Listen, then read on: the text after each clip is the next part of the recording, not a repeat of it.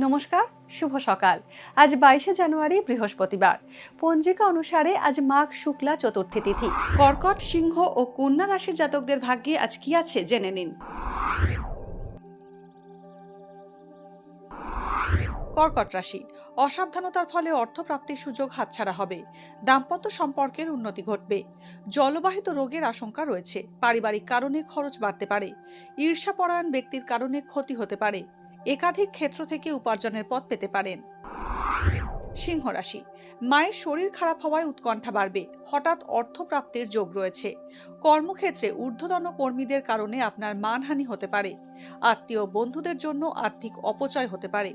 ফাটকা বা লটারি থেকে লাভবান হতে পারেন সিংহ রাশির জাতকরা।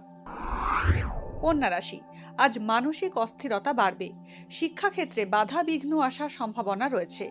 কাছাকাছি ভ্রমণ হতে পারে। কর্মক্ষেত্রে অপ্রত্যাশিতভাবে উন্নতির অভাবনীয় সুযোগ আসবে। পুরনো ঋণ পরিশোধ সম্ভব। নিজের দোষে জমানো টাকা খরচ হয়ে যেতে পারে। বই খাতা ও কাগজের ব্যবসায়ীদের জন্য শুভ দিন।